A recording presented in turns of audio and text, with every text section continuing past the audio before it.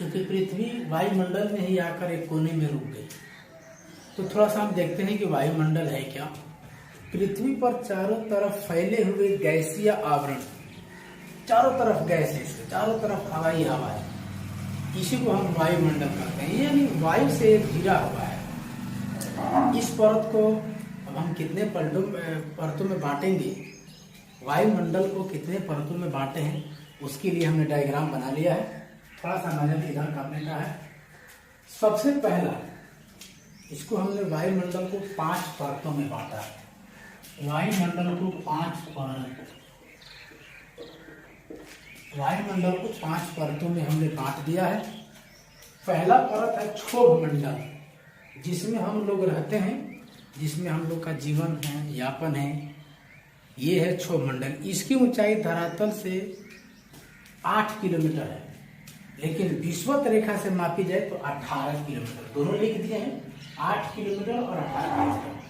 जितनी वर्षा होती है, बादल गरजते हैं, बिजली चमकती है, आंधी तूफान, सब सारी मौसम संबंधी क्रियाएं इसी मंडल में होता है, क्षोभ मंडल में। क्षोभ मंडल में ही सभी क्रियाएं होती रहती है। वर्षा का होना, बिजली का चमकना, बादल का गरजना, आंधी तूफान, ये सब वगैरह वगैरह होता है क्षोभ मंडल में। ये पृथ्वी के धरातल से इसकी कुल ऊंचाई है 8 किलोमीटर। अगर हम ध्रुव से यानी विषुवत रेखा से मापते हैं तो 18 किलोमीटर, और ध्रुव से मापा जाए तो 8 किलोमीटर।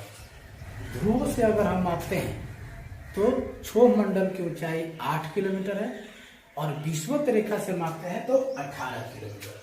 क्षोभ मंडल में बादल गरजना, वर्षा होना, आंधी होना, तूफान आना, मौसम संबंधी सभी क्रियाएं इसी मंडल में होती है।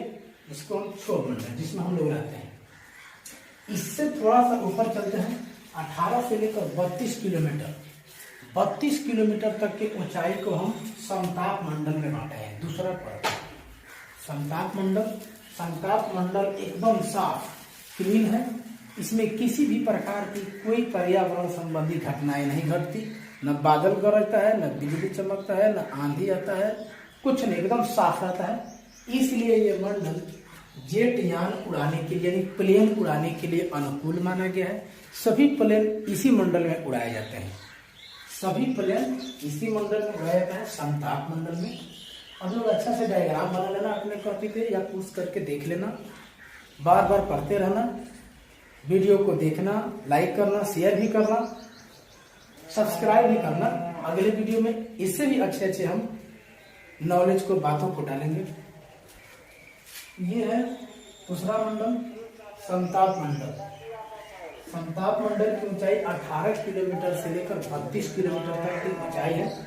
समताप मंडल में एकदम साफ क्लीन रहता है, इसमें प्लेन उड़ाने के लिए अनुकूल मंडल है। इसी में एक और है, ओजोन मंडल। इसको हम कहते हैं ओजोन मंडल। समतापे मंडल में है, लेकिन उसको एक परत बना दिया, ओजोन स्फीयर, ओजोन मंडल। ओजोन मंडल में क्या होता है, इसको O3 कहते हैं। ये ऑक्सीजन का एक रूप है, O3। ये हमारे लिए एक सुरक्षा कवच है। पृथ्वी पर जितने जीव हैं, पेड़ पौधे हैं, मनुष्य हैं, सभी जीवों के लिए एक प्रकार का सुरक्षा कवच का काम करता है ओजोन मंडल।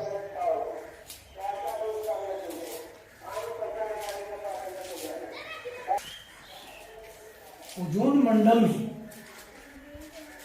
इसका काम क्या है, एक छन्ना पत्र का काम करती है। ये सूरज से जितनी हानिकारक किरणें आती है, सूरज से जितनी हानिकारक किरणें, सनरेज जो धरातल पर आता है,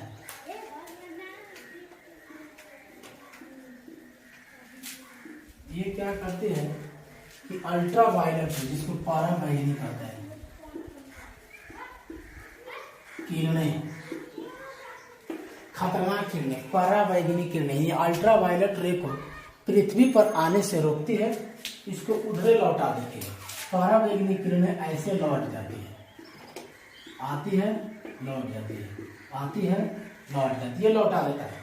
और हमें जिन किरणों की आवश्यकता होती है वो ओजोन परत हम लोग को भेज देता है, हम लोग को मिल जाता है सूरज की किरणें। और जितनी हानिकारक किरणें हैं इसको ये लौटा देता है। ओजोन मंडल का यही काम है। इसकी ऊंचाई 32 किलोमीटर से लेकर 80 किलोमीटर तक है।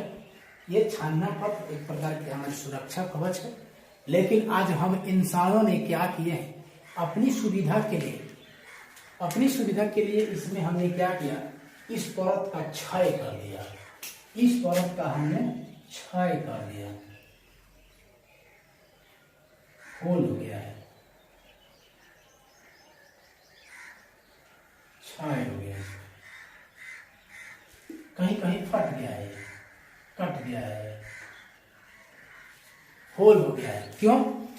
क्योंकि चूंकि देखिए हम इंसान हैं, इंसान को क्या चाहिए, गर्मी के दिन में ठंडी लगे, ठंडी के दिन में गर्मी लगे, आंधी ना आए, वर्षा ना हो, मतलब उसके वो चाहता है कि एक समान हमेशा मौसम बना रहे, एक समान वातावरण रहे। लेकिन ये प्रकृति को मंजूर नहीं है। प्रकृति के आंचल में हम लोग फले फूले हैं, तो प्रकृति का नियम है, प्रकृति का वसूल है कि समय समय पर गर्मी देगी, समय समय पर ठंडी देगी, वर्षा देगी, हवा देगी। देखना पेड़ पौधों को, जब गर्मी का दिन आता है तो बसंत ऋतु में अपने पत्ते गिरा देते हैं। इन लोगों को पता चल जाता है क्या कि भीषण गर्मी पड़ने वाली है, हमारे पुराने पत्ते इतनी गर्मी को नहीं सह पाएंगे, इसलिए नए पत्ते उग जाते हैं। हम लोग क्या करते हैं कि गर्मी से बचने के लिए एसी, कूलर, फ्रिज, पंखा, मशीन चलाते रहते हैं। ठंडी के दिनों में क्या करते हैं, डीसी, हाइलोजन, निरंतर दिन रात बल्ब जलाते हैं। इससे क्या होता है कि हानिकारक गैसें निकलती है। जैसे एसी को देख लेते हैं, एसी में फ्रियान गैस भरा रहता है, क्लोरोफ्लोरो गैस निकलता है, और क्या करता है, ओजोन मंडल का सबसे बड़ा दुश्मन क्लोरोफ्लोरोकार्बन, CFC, क्लोरोफ्लोरोकार्बन, ये क्या करता है, ओजोन मंडल का, ओजोन परत का सबसे खतरनाक, एकदम खतरनाक समझे कि दुश्मन। ये क्या किया, बार बार अगर किसी भी वस्तु में हम बार बार टकराएंगे तो क्या हो जाएगा, या तो मुड़ जाएगा, खींच जाएगा, नहीं तो छिद्र हो जाएगा, होल हो जाएगा। एक नॉर्मली हम कॉल का हैंडल देखते हैं, बार बार छूने से वो घिसते घिसते पतला हो जाता है। ये तो गैस है। गैस का नेचुरली गुण क्या है कि ऊपर उठना, गैस ऊपर उठती है, ये बार बार ऊपर उठते जाकर इसे टकराती है। इन सब गैसों से ओजोन मंडल में छिद्र हो गया है। ये किया कौन है, इंसान। इंसान ही एक ऐसा प्राणी है जिससे सभी जीव परेशान है। अकेले अपने राज्य के लिए इंसान सभी जीवों को संकट में डाल दिया है अपनी सुविधा के लिए। तो आज देखिए, अगर यही अल्ट्रावायलेट रे धरती पर आना शुरू किया तो हम लोग के शरीर पे त्वचा जो होता है उसका कैंसर हो जाए, त्वचा कैंसर हो जाए, खतरनाक बीमारियां हो गई। तो खैर, सभी बीमारियों का जड़ मनुष्य है, तो मनुष्य ही इसका मुक्त भोगी होगा और यही झेलेगा। तो ओजोन मंडल हो गया। ओजोन मंडल के बाद आता है आयन मंडल। आयन मंडल की ऊंचाई है, ये चौथा परत है, 80 किलोमीटर से लेकर 650 किलोमीटर तक। 80 किलोमीटर से लेकर 650 किलोमीटर तक की परत को हम कहते हैं आयन मंडल, आयनोस्फीयर इसको कहा जाता है। इसमें रेडियोधर्मी तरंगे चलती हैं। आयन मंडल में रेडियोधर्मी तरंगे चलती है। इसी से हम लोग फोन से, टीवी से, रेडियो से एक जगह के संदेश दूसरी जगह का संदेश एक जगह अपने जगह प्राप्त करते हैं, लेते हैं, भेजते हैं। ये सब आयन मंडल का कमाल है। कभी कभी टीवी का झिलझिलाना आप लोग देखे होंगे, टीवी अक्सर चलते चलते झिलझिलाता है, कड़कड़ा जाता है।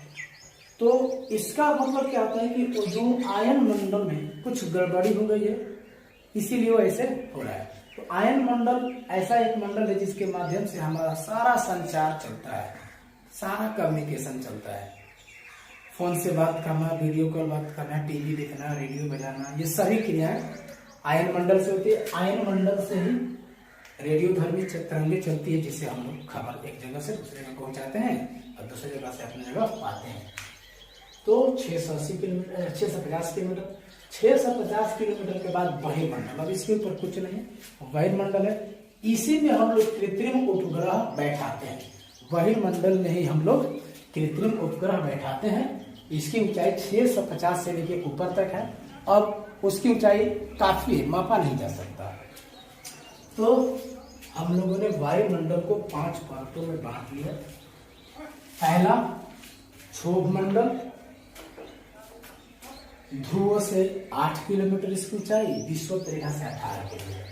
इसमें आंधी, तूफान, वर्षा, बिजली का चमकना, कड़कना, गिरना, ये सभी मौसम संबंधी घटनाएं इसी में होता है।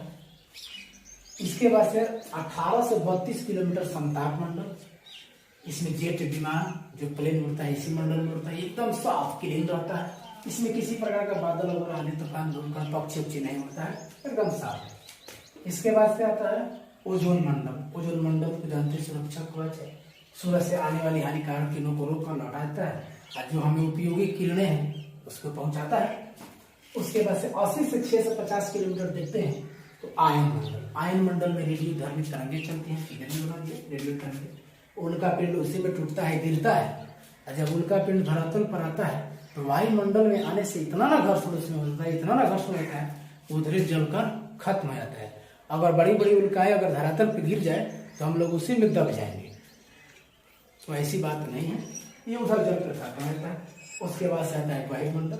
वायुमंडल में हम लोग क्या करते हैं, कृत्रिम उपग्रह छोड़ते हैं, सैटेलाइट वगैरह सब उसी में बैठाते हैं। तो ये तो वायुमंडल की परतें।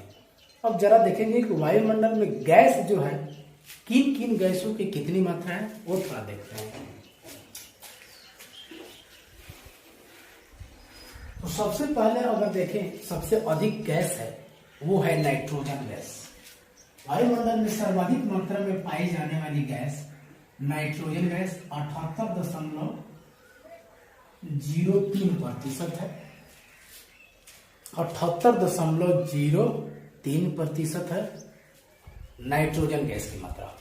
दूसरे नंबर पर आता है ऑक्सीजन, इसकी मात्रा है 20.99%, लगभग इसी को कोई 21% कहते हैं, 21% में कहता है, इतना ही है, लेकिन हकीकत में 20.99%।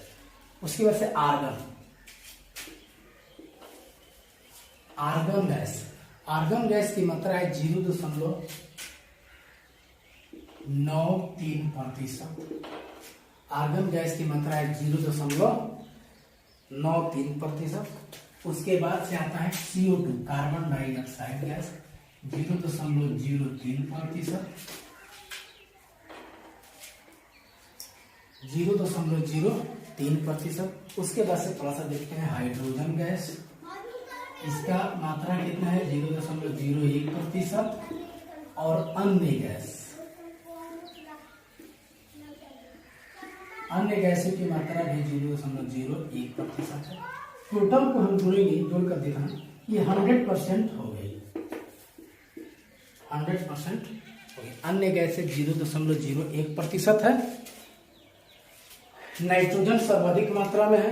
अगर नाइट्रोजन गैस धरातल पे नहीं होता तो हम लोग आग पे नियंत्रण नहीं कर पाते। अगर नाइट्रोजन गैस नहीं होता तो हम लोग आग पे नियंत्रण नहीं कर पाते, आग पे नियंत्रण करना असंभव हो जाता है। इसलिए प्रकृति ने हमें सब कुछ दिया है, बस उसका सही सही उपयोग हमें करना है। अगर हम प्रकृति के साथ खिलवाड़ किए तो जो वो हमारे साथ खिलवाड़ करेगी तो हम नहीं सह पाएंगे। जैसे आंधी आ जाता है तो किसी के बस का नहीं है कि आंधी रोक ले, भूकंप आ जाता है तो कोई रोक नहीं सकता, बाढ़ आ जाता है तो कोई रोक नहीं सकता, उल्का पिंड अगर धरातल पर गिर जाते किसी के बस का बात नहीं कि वो बचा ले। तो प्रकृति अगर जिस दिन हम लोग के साथ खिलवाड़ किया तो हम लोग तो दुनिया से ही चल बसेंगे। इसलिए प्रकृति के आंचल में रहकर इसको कॉपरेट करके, इसका मदद करके रहे, इसका साथ दे। ऑक्सीजन भी दिया हमें 20.99% है, जो हमारे सांस लेने में, जीने में, आग जलाने में भी काम करता है। ऑक्सीजन की सहायता से ही आग जलता है। देखिए, एक जलाने वाला काम है, एक आग पर नियंत्रण करने वाला काम। आर्गन गैस ये 0.93% है। बाकी 6 अक्रिय गैसों में केवल क्रिप्टॉन को छोड़कर बाकी सभी गैसें हैं, ये जानना जरूरी होता है। कार्बन डाइऑक्साइड गैस ये गर्म गैस है, इसी गैस के कारण हम लोग का वातावरण गर्म रहता है, इसी गैस के कारण हम लोग खाना बना लेते हैं। तो कार्बन डाइऑक्साइड गैस की मात्रा है 0.03%। हाइड्रोजन गैस 0.01% है। इसके बाद से अन्य गैसों में 0.01% है। इन सबको मिलाकर 100% गैस हो गई पृथ्वी पर। तो आज हम लोगों ने पृथ्वी पर विद्यमान वायुमंडल को कितने परतों में बांटा, वो कौन कौन सी गैसें हैं वो पढ़ लिया। और इसके आगे हम पढ़ेंगे पृथ्वी की परतें। नेक्स्ट वीडियो में पढ़ा जाएगा पृथ्वी की परतें। जय हिंद, जय भारत।